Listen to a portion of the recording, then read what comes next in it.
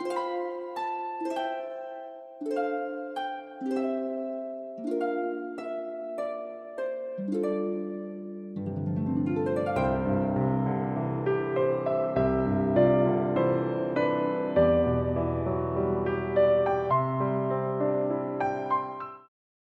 à tous et à chacun que je n'ai pas pu saluer tout à l'heure.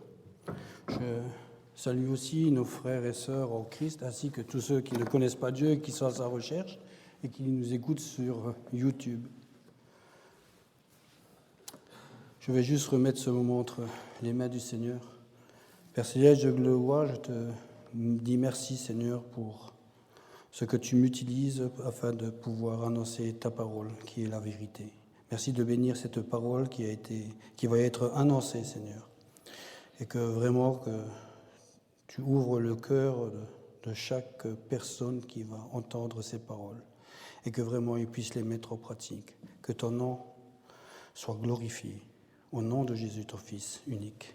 Amen. Donc nous sommes toujours dans la suite de 2 Jean. Nous avons vu la semaine dernière 2 Jean, versets 1 à 6, et aujourd'hui nous allons voir 2 Jean, des versets 7 à 13. Ce qu'il fallait retenir de la semaine dernière, c'était de marcher dans notre vie chrétienne selon l'amour de la vérité dans la vérité, mais aussi dans la conformité à la parole de Dieu, qui est la Bible, parce que Dieu est la vérité. Et c'est ce qu'il nous a laissé, c'est la Bible, afin de pouvoir marcher dans ce qu'il nous demande de faire. En tant qu'enfants de Dieu, nous sommes aussi disciples de Christ. Donc, nous devrions obéir fidèlement à la vérité révélée qui est Christ. Cette deuxième partie des versets 7 à 13 de 2 Jean traite principalement du ministère itinérant des faux docteurs. C'est un avertissement de Jean, mais aussi un appel aux véritables croyants de demeurer fermes dans la doctrine de Christ et de ne pas s'associer aux appels de ceux qui pratiquent l'œcuménisme et de ne pas leur offrir hospitalité. Mes amis et chers auditeurs, nous vivons dans un monde où nous ne savons plus où se trouve la vérité, ni la réalité. Il y a de plus en plus d'informations mensongères qui circulent sur le net et les jeunes de nos jours sont de plus en plus attirés par les influenceurs et les influenceuses qui donnent des fois des choses vraiment qui ne sont pas conformes. Je ne parle pas de la parole de Dieu, mais de conformes par rapport à certaines choses de la vie du monde. Comme certains médicaments qui seraient le médicament miracle pour maigrir. Mais nos jeunes sont plus attirés par ça que par même ce que la télévision, les infos de la télé pourraient nous montrer. Ils ont fait un audit que j'ai vu la dernière fois, que les jeunes de nos jours ne regardent même plus les infos qui se passent sur la télé, ils sont que sur les influenceurs et les influenceuses. Tout ce que ces jeunes-là disent est vérité pour les jeunes. Alors que la vraie vérité se trouve dans la parole de Dieu. Je reprendrai une phrase de la parole qui se trouve dans la parole de Dieu, c'est celle de Ponce Pilate. Lorsqu'il dit à Jésus, « Où est la vérité ?» Ou « Qu'est-ce que la vérité ?» Pour cela, nous devons examiner tout ce que nous voyons, tout ce que nous entendons, ou même tout ce que nous lisons, à propos de la parole de Dieu, mais aussi de toutes les informations, afin de savoir si ce qu'on nous dit est vrai ou pas. Et surtout, sur ceux qu'on entend sur la parole de Dieu. Pas forcément à la télé, mais aussi sur des chrétiens qu'on peut rencontrer dans la rue, qui nous parleraient de la parole de Dieu. Et pour cela, il nous faut avoir du discernement. Et pourquoi nous devons avoir ce discernement spirituel? Parce que l'arme la plus efficace de Satan est la tromperie. Et il utilise des personnes qui annoncent des nouvelles doctrines pernicieuses, qui semblent être enracinées dans les Écritures, mais qui, en examinant de plus près, ce qu'ils nous disent, on s'aperçoit tout de suite qu'ils s'éloignent de la vérité, c'est-à-dire de la doctrine de Christ. Donc il s'agit de fausses doctrines et nous devons la rejeter. Et Jean aborde un terme supplémentaire dans les versets 9 à 10, celui des directives bibliques au sujet de l'hospitalité. Le titre du message de ce matin, c'est « Être fidèle à la doctrine de Christ ». Et je vous invite à ouvrir votre Bible en 2 Jean, et je ferai la lecture depuis le verset 1 jusqu'au verset 13. 2 Jean, des versets 1 à 13. L'ancien Akiria, l'élu et à ses enfants que j'aime dans la vérité, et non pas moi seulement, mais aussi tous ceux qui ont connu la vérité. À cause de la vérité qui demeure en nous et qui sera avec nous pour l'éternité. La grâce, la miséricorde et la paix seront avec nous, de la part de Dieu le Père et de la part de Jésus-Christ, le Fils du Père, dans la vérité et l'amour. Je me suis beaucoup réjoui de trouver de tes enfants qui marchent dans la vérité, selon le commandement que nous avons reçu du Père. Et maintenant, Kyria, ce que je t'écris ainsi n'est pas un commandement nouveau, mais seulement celui que nous avons eu dès le commencement. Je te demande que nous nous aimions les uns les autres. Et l'amour consiste à marcher selon les commandements. C'est là le commandement dans lequel vous devez marcher, comme vous l'avez appris dès le commencement. Car dans le monde sont entrés plusieurs séducteurs qui ne connaissent pas Jésus-Christ venu dans la chair. Voilà, le séducteur est l'antichrist ou l'antéchrist selon différentes versions. Prenez garde à vous-même afin de ne pas perdre le fruit de notre travail, mais de recevoir une pleine récompense. Quiconque va plus loin et ne demeure pas dans la doctrine du Christ n'a pas Dieu. Celui qui demeure dans la doctrine a le Père et le Fils. Si quelqu'un vient à vous et n'apporte pas cette doctrine, ne le recevez pas dans votre maison et ne le dites pas « Salut !» Car celui qui dit « Salut » participe à ses mauvaises œuvres. Quoique j'ai beaucoup à vous écrire, je n'ai pas voulu le faire avec le papier et de l'encre, mais j'espère aller chez vous et vous parler de vive voix, afin que notre joie soit complète. Les enfants de ta sœur, l'élu, te saluent. C'est pourquoi ce matin, j'aimerais voir avec vous le test doctrinal, avec la mise en garde de Jean contre les faux enseignements. Nous aborderons 4 mises en garde contre lesquelles le croyant doit être très vigilant. Les versets 7 à 11. Et en guise de conclusion de cette lettre, ce sont les salutations de Jean dans les versets 12 à 13. La première mise en garde consiste à être vigilant face à ceux qui propagent une autre doctrine que celle de Christ. Le verset 7. Et avant de dénoncer l'activité de ces séducteurs dans le monde, l'apôtre Jean nous exhorte à garder les commandements du Seigneur et à demeurer dans la doctrine du Christ, qui englobe tout ce qui concerne Christ, c'est-à-dire sa personne, sa venue dans le monde et l'œuvre qu'il a faite pour chacun de nous. Le début du verset 7 commence avec la conjonction « car », qui est liée aux faux docteurs enseignants itinérants qu'il dénonçait déjà dans la première épître, 1 Jean 4, verset 1. « Bien-aimés, ne vous fiez pas à tout esprit, mais éprouvez les esprits pour savoir s'ils sont de Dieu, car plusieurs sont venus dans le monde. » Et il dit « Bien-aimés, ne vous fiez pas à tout esprit. » Mais il y a aussi, en 1 Jean 2, verset 19, il dit « Ils sont sortis de chez nous, mais ils n'étaient pas des nôtres, car s'ils avaient été des nôtres, ils seraient demeurés avec nous. Mais de la sorte, il est manifeste que tous ne sont pas des nôtres. » C'est à ces gens-là que Jean dénonce et fait allusion dans ce verset 1. Paul en a fait exactement la même description, pour ceux qui prennent note, en Actes 20, versets 29 et 30, et aussi en Jude 4. Et Pierre aussi fait la même sorte de description en 2 Pierre 3, verset 3. Ils étaient et sont encore dans ce siècle des semeurs d'hérésie. Ils se réclament souvent de la parole de Dieu, mais en réalité, ils ne le sont pas. Et ils prétendent même enseigner la doctrine chrétienne, c'est-à-dire la doctrine de Christ. Mais Jean les qualifie par 2 mots.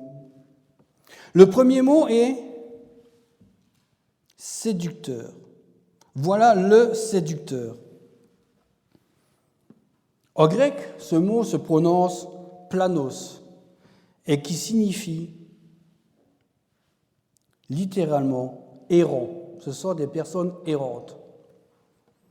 Et ici, ce mot désigne ceux qui s'éloignent de la vérité scripturaire de la vérité et qui la corrompent et qui amènent d'autres à s'en éloigner. Voilà ce que sont les séducteurs. Qui sont ces gens-là? 2 Corinthiens 11, 26 nous dit « les faux frères ». On retrouve la même chose en Galates 2, verset 4. Cependant, à cause des faux frères qui s'étaient furtivement introduits et glissés parmi nous pour épier la liberté que nous avons en Jésus-Christ, avec l'intention de nous asservir. Mes amis, les idées ainsi que la diversité de leurs fausses doctrines constituaient un grand danger pour l'Église chrétienne à cette époque. C'est pour ça que Jean dénonce ces personnes-là. Et de nos jours, elle est toujours là. Sauf que maintenant, elle est enseignée par certaines églises qui propagent les mêmes fausses doctrines, qui nient que Jésus est venu en chair dans le monde et qu'il a fait l'œuvre que son Père lui a demandé de faire, afin que ceux qui ont accepté Christ aient la vie éternelle. Ceci nous montre, par ces fausses doctrines, qu'en réalité, Jésus a été effectivement un homme. Et le fait qu'il a existé en tant qu'homme, qu'il est venu sur terre en tant qu'homme, afin d'accomplir son œuvre. Et de cette manière, ceci nous montre qu'il était bien un homme 100% homme et qu'il était 100% Dieu. Parce que la non-confession de la vérité concernant Christ caractérisait et caractérise toujours à notre époque ces propagandistes comme étant des trompeurs et des antichrists. Le deuxième mot est l'antéchrist ou l'antichrist. Il s'agit de quiconque s'oppose à Christ avec l'expression « qui ne déclare pas publiquement que Jésus est venu en chair » et cherche à supplanter ou le représente faussement. C'est-à-dire qu'il représente Jésus faussement. Nous avons déjà vu ça la semaine dernière à travers le gnosticisme et une autre hérésie de ce genre. Pour rappel, l'Écriture enseigne qu'à la fin des temps, durant la tribulation, un homme surgira en tant qu'ultime antéchrist. Et dans ce passage qui nous intéresse, Jean réitère ces textes doctrinaux précédents que nous avons vus la semaine dernière et dans d'autres prédications. Le rappel pour nous, pour ce texte doctrinal, nous avons la condition pécheresse de l'homme. Nous avons ensuite la nature divine de Christ en tant que 100% homme, sans péché, et 100% Dieu. Et il y a le test moral, c'est-à-dire l'amour pour la vérité qui est en Christ et pour les autres, ainsi que l'obéissance à la vérité biblique, c'est-à-dire la Bible. Ça, c'est le rappel que Jean nous donne à nous, qui sommes enfants de Dieu. Voilà la doctrine. Tous ceux qui ne font pas de cette doctrine-là sont des menteurs. Donc, ce même esprit malin de l'Antéchrist qui a fait en sorte que Jésus-Christ soit condamné et crucifié continue de prospérer aujourd'hui. Parce que la non-confession de la vérité concernant Christ, caractérisée à l'époque et caractérise encore ces propagandistes comme étant des trompeurs et des antichrists. Mes amis et auditeurs, beaucoup de ces personnes responsables spirituellement ont une particularité. Ils sont comme l'image que nous allons voir, le caméléon. Et là, pour trouver le caméléon, il est où? Au bout de la feuille. J'ai agrandi pour qu'on puisse bien le voir. C'est qu'ils ont l'air sincères et dignes de confiance et pas faciles à repérer. Parce que lorsqu'on marche dans la nature et qu'on passe sur une branche comme ça, où il y a un caméléon dessus, si on ne fait pas attention, on ne le voit pas. C'est sa nature de se protéger contre un ennemi potentiel. C'est pour cela que, bibliquement, nous devons avoir du discernement et de la sagesse en examinant la personnalité et le comportement de ceux qui cherchent à exercer leur influence dans l'Église ou qui chercheraient à influencer d'autres personnes dans le monde. Donc, soyons fermes et inébranlables dans la doctrine de Christ. La deuxième mise en garde, à rester fidèle à la doctrine de Christ. Le verset 8.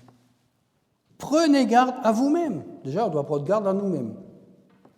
Afin de ne pas perdre le fruit de notre travail, mais de recevoir une pleine récompense.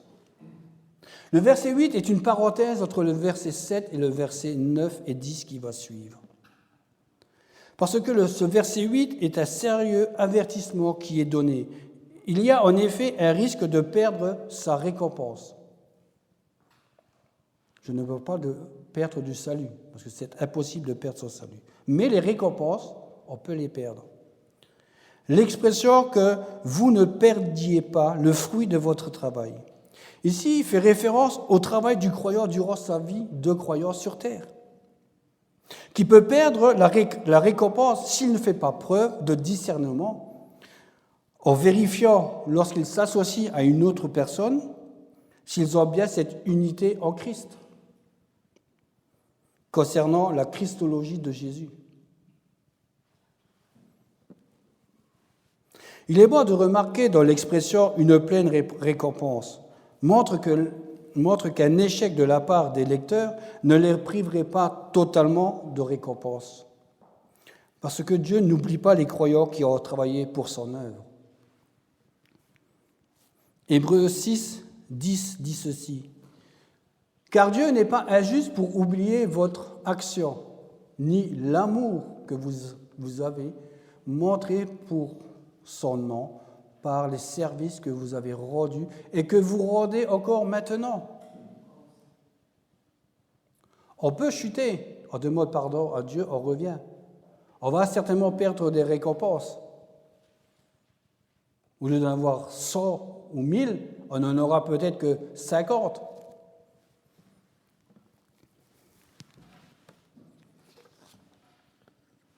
Bien qu'il soit impossible de perdre le salut.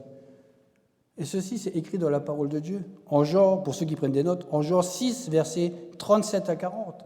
Romains 5, verset 1. Romains 8, verset 1.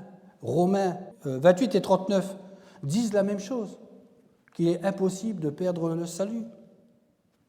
Par contre, les croyants infidèles risquent de passer à côté de certaines récompenses que leur infidélité à la vérité qu'ils auraient mérité.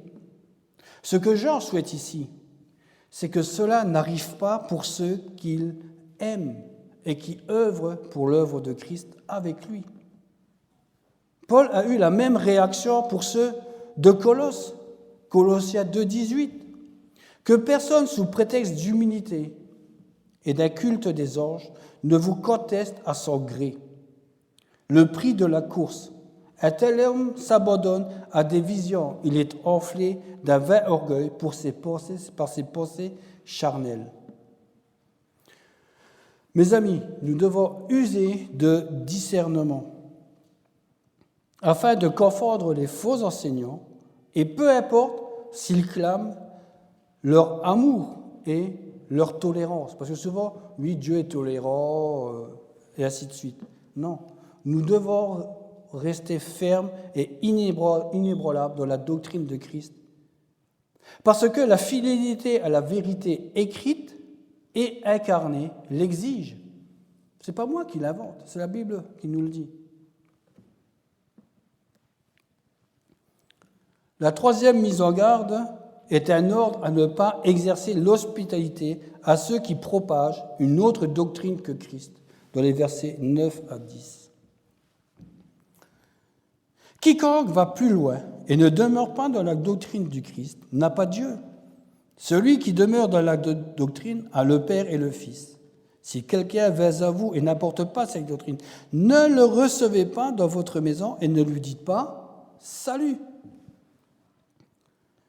Donc le verset 9 et 10 est la suite du verset 7. Pour rappel, dans le verset 7, Jean mettait en garde les croyants contre ceux qui ne déclarent pas publiquement que Jésus est venu en chair.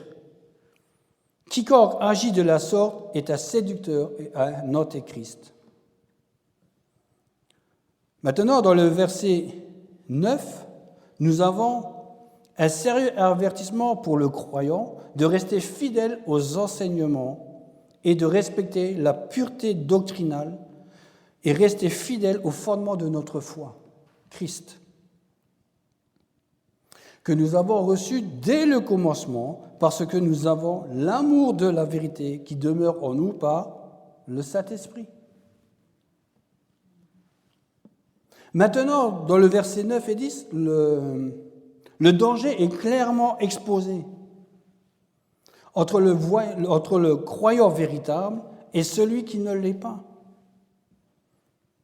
Avec cette expression, « quiconque va plus loin » signifie aller au-delà des limites du cadre de la parole de Dieu en matière d'enseignement et d'instruction.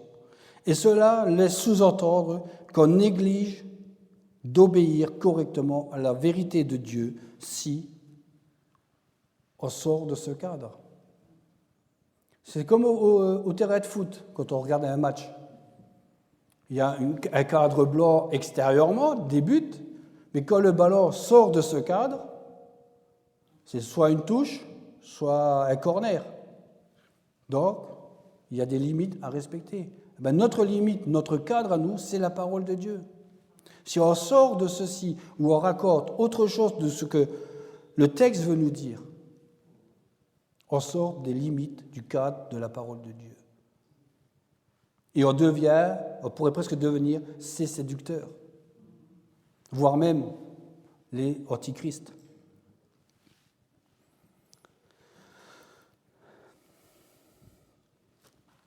Dans ce monde perverti, nous avons les sectes, les églises de prospérité, l'église catholique et bien d'autres encore, qui enseignent des doctrines de Dieu qui n'a pas été révélée dans sa parole, c'est-à-dire la Bible. Et cela concerne aussi l'enseignement de Christ. J'en souligne que certains adeptes de sectes et autres religions peuvent parfaitement connaître Dieu. Mais s'ils refusent de croire en la divinité souveraine de Christ et en son humanité parfaite, ces gens-là n'ont pas Dieu. Pourquoi ? Jean 14, 6.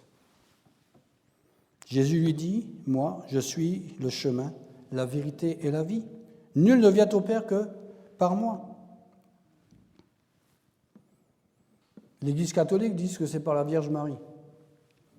Il sort du cadre biblique. Les sectes disent plein de choses.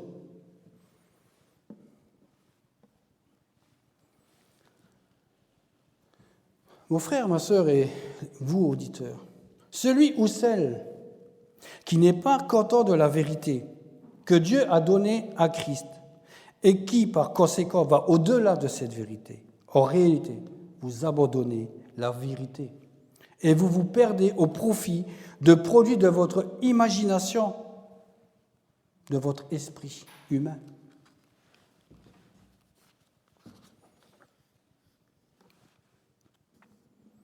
Quelles que soient les prétentions à une lumière ou à une vérité plus élevée, et la confiance que vous mettez en ces choses, qui n'est pas de la parole de Dieu, n'a pas Dieu. Vous êtes en dehors du cadre des limites fixées par Dieu, ainsi que toute relation avec Dieu. Si on est hors du cadre, on n'a plus de relation avec Dieu.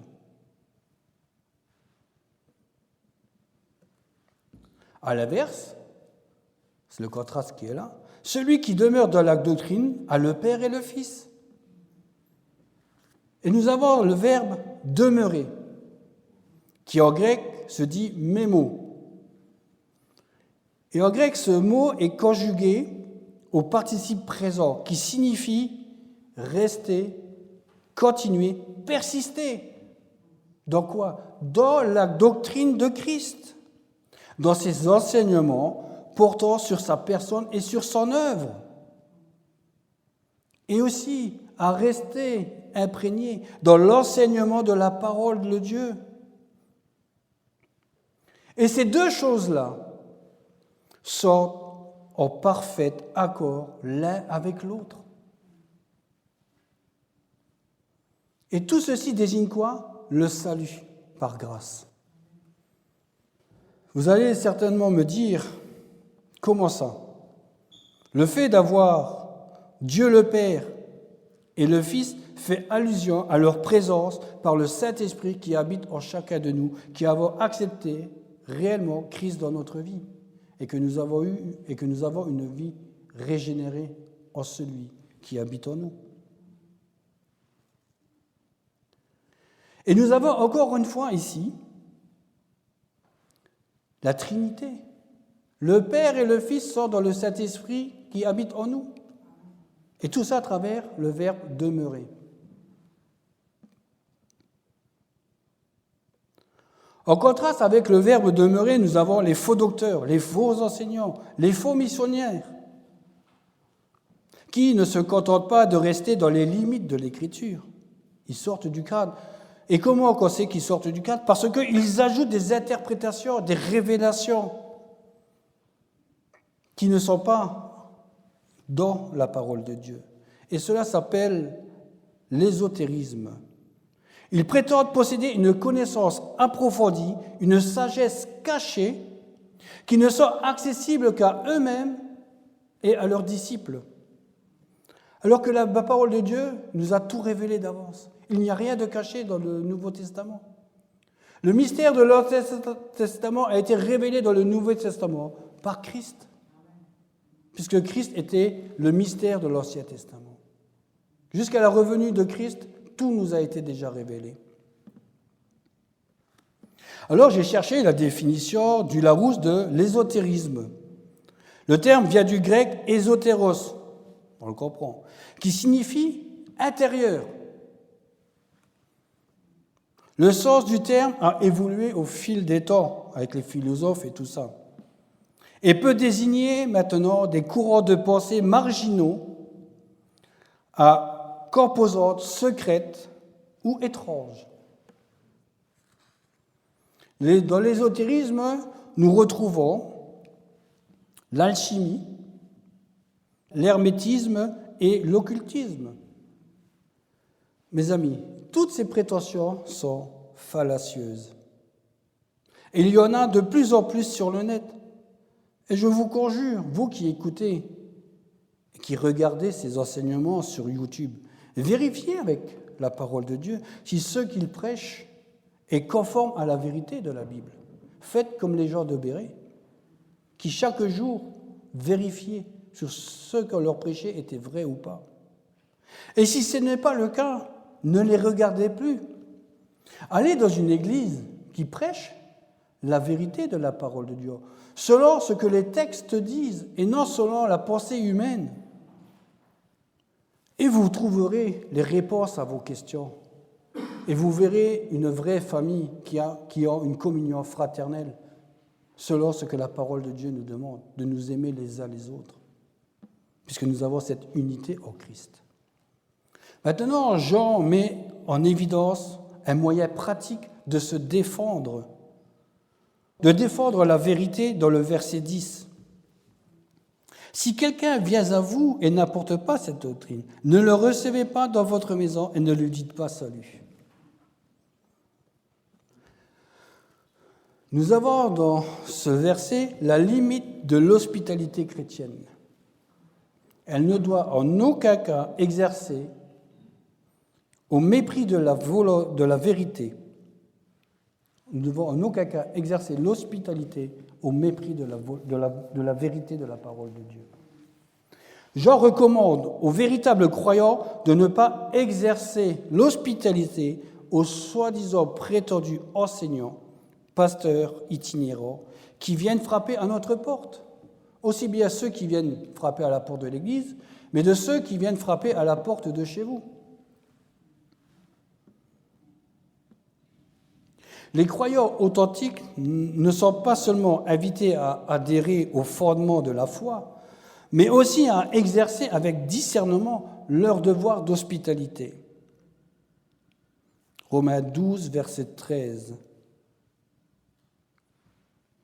Pourvoyez aux besoins des saints, exercer l'hospitalité, c'est-à-dire ceux qui sont en union dans la même doctrine que nous, et pas ceux qui viennent apporter une fausse doctrine. On ne doit même pas les faire rentrer pour boire un café avec nous. Le verset 10 est une interdiction, mais cette interdiction ne concerne pas les personnes avec qui nous avons des différences sur des points mineurs de la parole de Dieu. C'est-à-dire une mauvaise compréhension de la parole de Dieu, ou un jeune ou un nouveau converti qui n'a pas toute cette connaissance. C'est pour ça qu'il faut faire la différence entre ceux qui viennent rendre une visite amicale que nous connaissons et qui ont la même doctrine et unité en Christ, de ceux qui propagent une doctrine antichrétienne et qui annoncent une autre doctrine que Christ venu en chair, 100% homme et 100% divin. Parce que ces personnes-là amènent quoi? Ils amènent avec eux une façon de détruire les bases du fondement de la foi, de la vérité fondamentale du christianisme, c'est-à-dire Christ. En revanche, si nous connaissons une personne comme cela, un faux pasteur, et que nous lui offrons l'hospitalité ou l'aidant de quelque manière que ce soit, ce serait déloyal envers la vérité et nous serions contre Christ.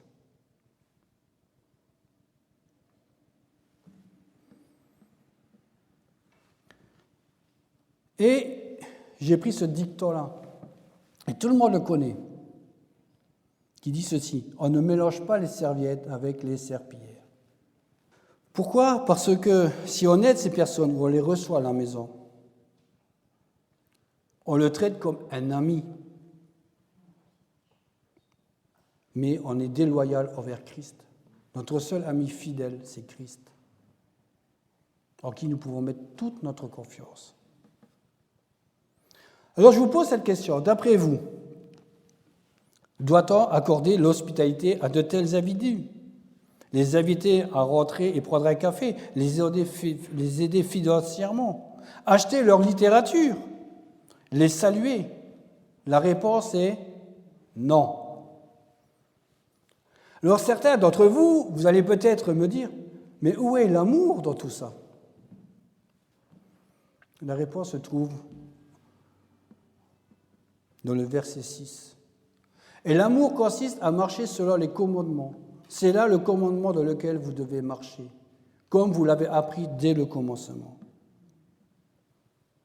Oui, mes amis et auditeurs, l'amour pour la vérité, même absolue, ne ferme pas les yeux sur la vérité et reste intransigeante. Pourquoi? Parce que de nos jours, sous le couvert de l'amour de Dieu. Beaucoup nous disent « Dieu vous aime, Dieu t'aime ». Et tout ça sous le couvert de l'unité des chrétiens. Et les faux prédicateurs sont aussi appelés séducteurs, pensent nous faire avaler les couleuvres de Satan. Si vous êtes ferme dans la parole de Dieu, on ne peut pas vous faire croire ces choses-là. Donc soyons fermes et inébranlables dans la doctrine de Christ. Notre vie de croyant doit absolument être fondée sur une vérité théologique en béton armé. En béton armé, pas celui qu'on fait pour des immeubles, celui qu'on fait pour les centrales nucléaires, celui qu'on fait pour protéger l'armement militaire contre les bombes. Cette interdiction ne consiste pas à fermer la porte aux ignorants. Cela ne signifie pas que nous n'avons pas le droit d'inviter des non-croyants à venir chez nous afin de les évangéliser et de leur parler de la parole de Dieu. Cette interdiction est pour les faux enseignants, les faux pasteurs, ou toute autre personne se disant croyante et voulant nous enseigner autre chose que la vérité. Ce n'est pas en venant que le dimanche à l'église qu'on peut être fondé sur une théologie, sur la vérité de la théologie chrétienne, de Christ. L'idée de ce verset 10, c'est de refuser de recevoir sous notre toit et de prendre soin de ces faux enseignants itinérants ou de ces faux pasteurs. Car cela prêterait à croire que nous adhérons à leur enseignement et que nous leur accordions de la crédibilité. C'est peut-être dur à entendre, ça fait peut-être même mal, mais c'est la vérité de la parole de Dieu. Je pense que certains d'entre nous connaissent des personnes comme ça. Et si on les a déjà invités chez nous à la maison, on arrête et on demande pardon à Dieu. Oui, mes amis, aucune faveur envers ces personnes ne doit être accordée. Au début du verset 10, Jean utilise et emploie la conjonction « si », qui est associée en grec avec un verbe à l'indicatif, qui signale une condition.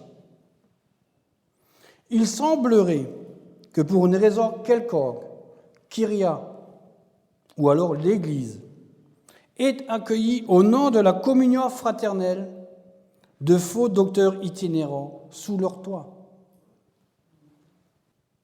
Et c'est ça qui est un peu difficile à mettre en pratique.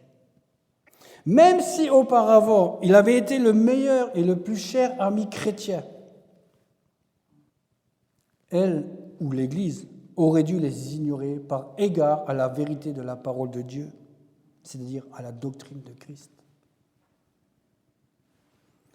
Parce que ces gens-là cherchent justement ce type de personnes, c'est-à-dire soit Kyriade ou une église qui a eu un mauvais enseignement ou autre chose,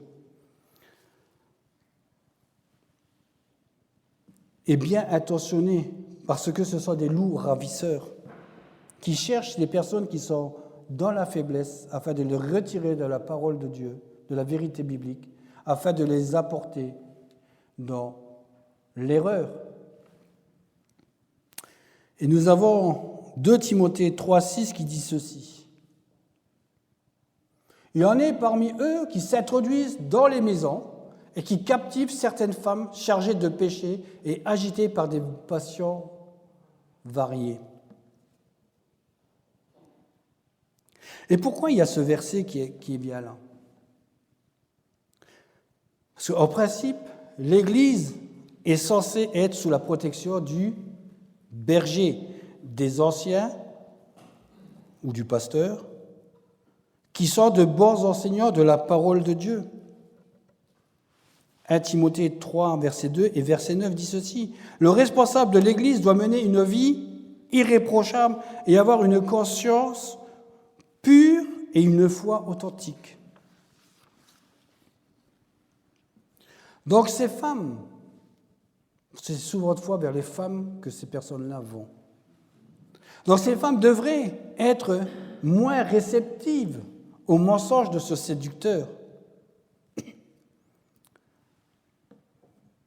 Et pourtant, mon épouse et moi-même connaissons une personne, d'autres, mais j'en prends qu'une, qui s'est laissée séduire par un séducteur pareil. C'est une personne qui était venue dans l'église où j'étais avant, où nous étions avant, qui a parlé, et ainsi de suite. Et après, sachant qu'elle était seule, avec ses 2 enfants, ce monsieur a dit « je vais venir t'enseigner ». Et du jour au lendemain, elle a quitté l'église et après, elle voyait, elle appelait souvent mon épouse, « il y a une lumière qui me suit ». On avait beau lui dire « tu t'es laissé séduire par un enfant du diable, quoi ». Elle n'a pas voulu nous écouter.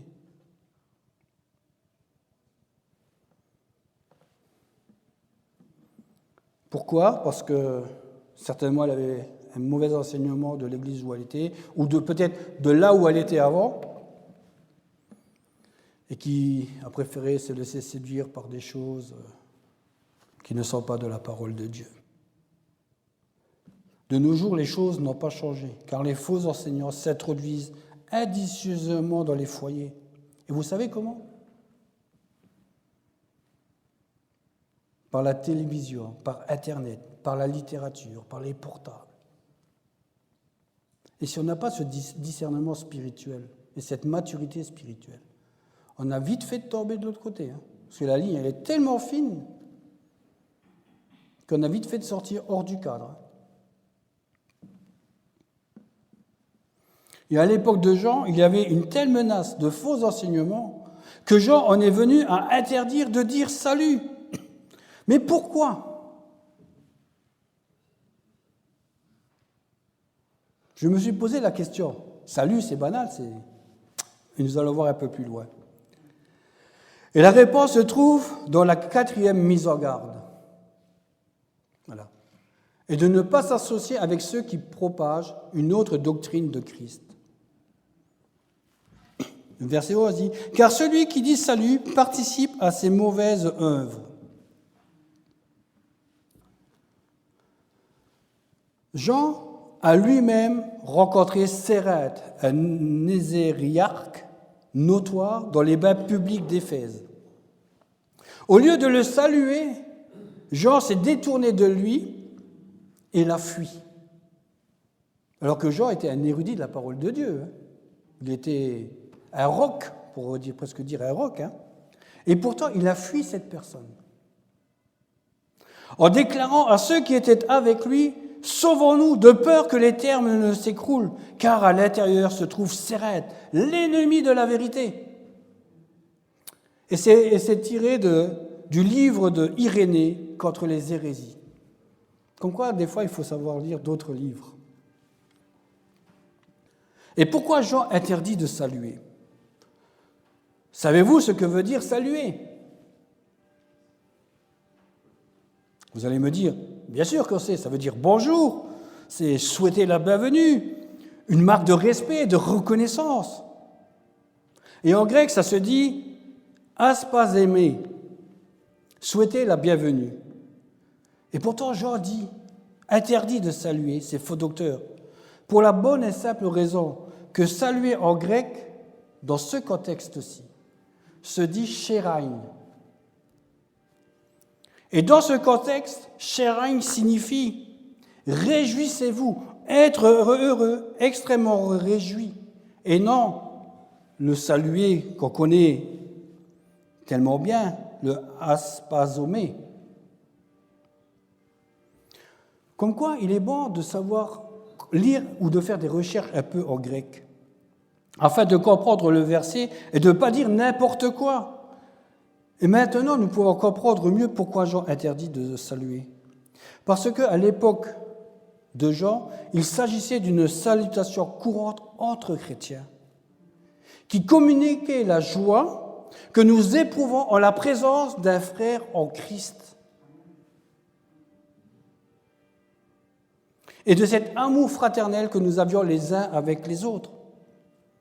Donc cette affirmation qui affirme la solidarité du croyant en la vérité de la parole de Dieu, ne convient absolument pas envers les faux enseignants et qui n'ont aucune part à la vérité de la parole de Dieu et à la communion fraternelle sincère.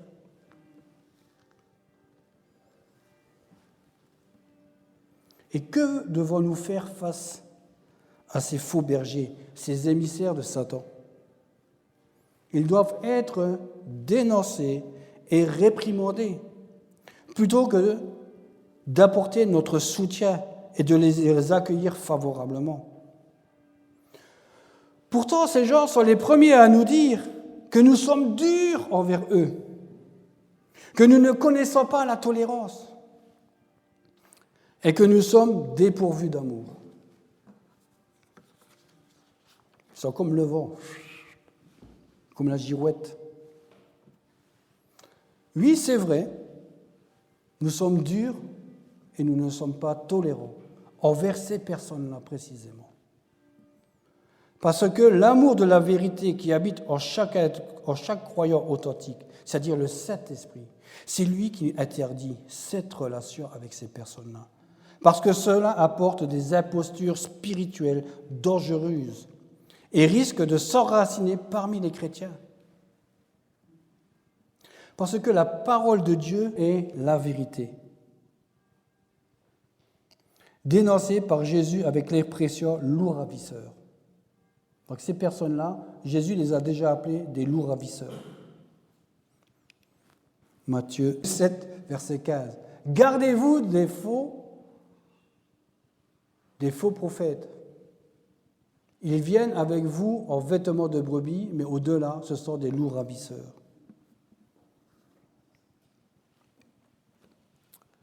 L'Église véritable, ancrée dans la vérité de la parole de Dieu, ne peut en aucun cas cautionner et encourager de tels hors-la-loi spirituels, en voulant les reconnaître comme chrétiens.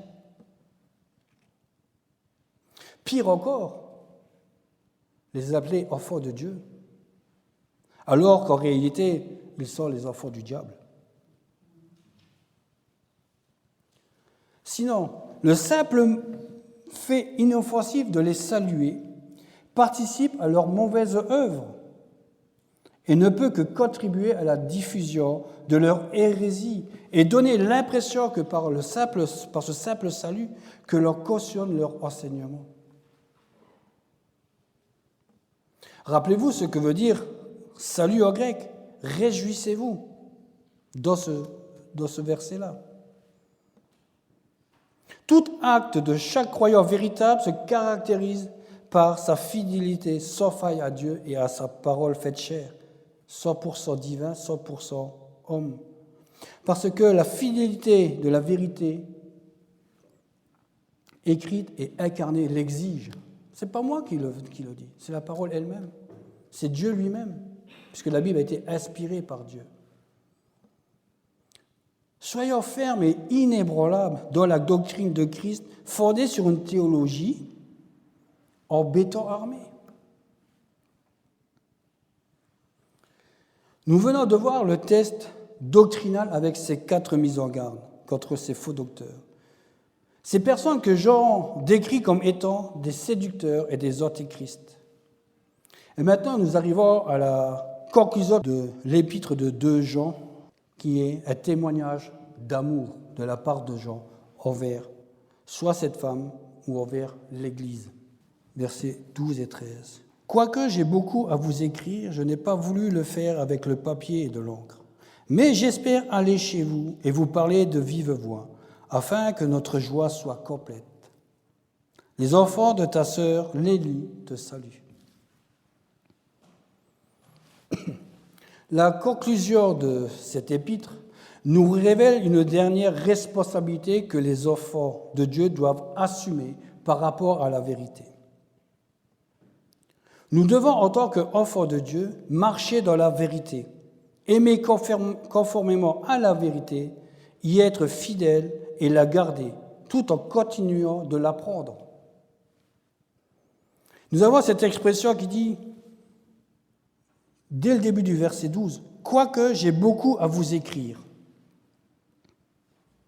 en dépit des enseignements que Jean a déjà donnés, et que cette Église ou cette femme a certainement eu d'autres enseignements par de véritables bergers, Jean avait encore des enseignements à leur enseigner ou à lui enseigner. Et cet enseignement qu'il voulait leur enseigner, il ne voulait pas le faire par écrit, avec de l'encre et du papier. C'est pour ça que nous avons cette expression qui suit, avec de l'encre et du papier. Mais d'après vous, pourquoi ? Parce que nous devons comprendre que malgré l'importance d'une lettre écrite, certaines choses se disent mieux quand on est face à face à son interlocuteur. N'est-ce pas ? Parce que rien ne peut remplacer de se voir face à face pour s'encourager et s'édifier mutuellement. Il est possible de se dire de vive voix des choses qu'il serait difficile d'écrire ou d'exprimer par écrit. Et cette expression « j'espère aller vers vous » révèle le cœur du berger qui avait à cœur le bien du troupeau, et particulièrement celui des brebis faibles qui étaient exposées aux attaques de l'ennemi. Il désire ardemment les voir afin d'avoir une conversation avec Kyria ou avec l'Église, afin de les instruire encore plus dans la vérité. Pourquoi, d'après vous, on doit s'instruire chaque jour encore plus dans la vérité de la parole de Dieu? Plus grande est la connaissance de la vérité, plus grande est la joie du croyant. La salutation conclusive de Jean, « Les enfants de ta sœur, l'élu te salue », constitue une salutation personnelle, transmise par soit les nièces et les neveux de Kyria, ou alors par l'ensemble de l'Église, puisque nous sommes appelés enfants de Dieu. Ce qui m'amène à la conclusion.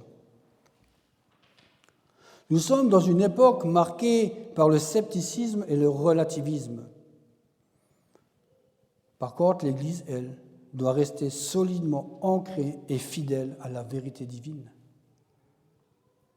Il n'y a aucune place dans une prédication pour ce qui est superficiel, avec une théologie vide, basée sur des émotions dépourvues de vérité, et pour la tolérance envers les faux enseignants.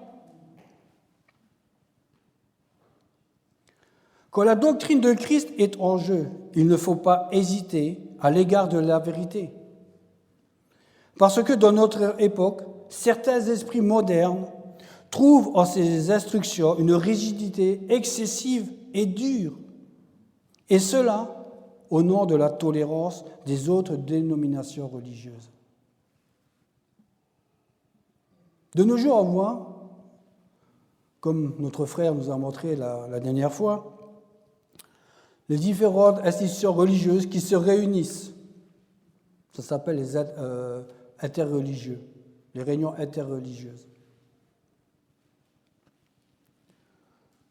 Si nous sommes vraiment dans la parole de Dieu, on n'y va pas.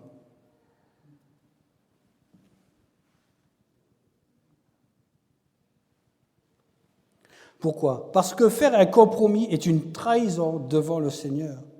Si nous ne sommes pas vrais vis-à-vis de Christ, nous ne le serons jamais en rapport avec rien de ce que Dieu révèle dans sa parole. Ici, l'honneur de Dieu est centré sur celui par qui la grâce et la vérité sont venues à nous, c'est-à-dire Christ. C'est pourquoi, si quelqu'un venait et n'apportait pas cette doctrine, même si auparavant il avait été mon plus cher ami, j'ai l'obligation la plus solennelle de l'ignorer par égard à Christ. C'est peut-être ça le plus difficile à faire. Si on connaît des amis proches, aujourd'hui que nous avons cette révélation, de dire stop, j'arrête, je coupe tout lien avec lui. Peut-être que cette personne ne comprendra pas pourquoi. Je ne vais plus chez elle ou je ne la reçois plus chez moi. Mais je peux toujours lui expliquer pourquoi. Parce que sa doctrine n'est pas la même que la mienne. La mienne est basée sur la vérité de la parole de Dieu. La sienne est hors cadre de la parole de Dieu. Et je préfère suivre mon Seigneur que de vivre ou de suivre d'autres ou de faire une coalition. Rappelez-vous ce que Dieu a dit à son peuple. Pas d'alliance avec les nations. Ne vous mariez pas avec les enfants. Ils ont désobéi, ils se sont mariés. Ils ont fait des compromis avec les nations. Et le résultat fut quoi? La déportation. La première équipe, entre guillemets, qui ont quitté Israël ne sont jamais rentrés en terre promise. Ils sont tous morts avant. Et si nous voulons avoir des récompenses, restons fidèles à la parole de Dieu et soyons fermes et inébranlables dans cette doctrine de Christ.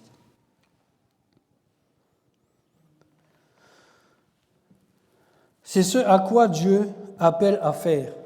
Si l'on n'apporte pas la doctrine de Christ, fermez la porte et n'ayez rien à faire avec un antéchrist, avec un séducteur.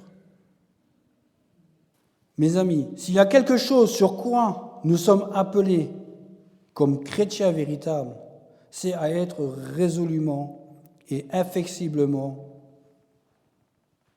et à tout prix ferme sur la vérité qui est Christ en nous. Parce que si l'Église est basée sur la vérité divine, nous sommes l'Église, puisque nous sommes des pierres vivantes. Elle pourra accomplir sa vocation divine qui consiste, selon 1 Timothée 3,15, à faire ceci. Mais si je tarde, tu sauras ainsi comment il faut se conduire dans la maison de Dieu, qui est l'Église du Dieu vivant, la colonne et l'appui de la vérité. Si nous ne sommes pas ancrés dans la parole de Dieu, nous ne pouvons pas vivre ça. Nous ne pouvons pas être la colonne et l'appui de la vérité. Et cette phrase qui revient constamment, c'est pour nous. Soyons fermes et inébranlables dans la doctrine de Christ, fondée sur une théologie en béton armé. Et cette théologie doit être saine et pure, comme la parole de Dieu. Elle est saine et pure. Alors je vous invite plus tard à réécouter, parce que c'est à force de réécouter et de relire la parole de Dieu qu'on grandit, et aussi qu'on mémorise les versets et mieux la parole. Amen.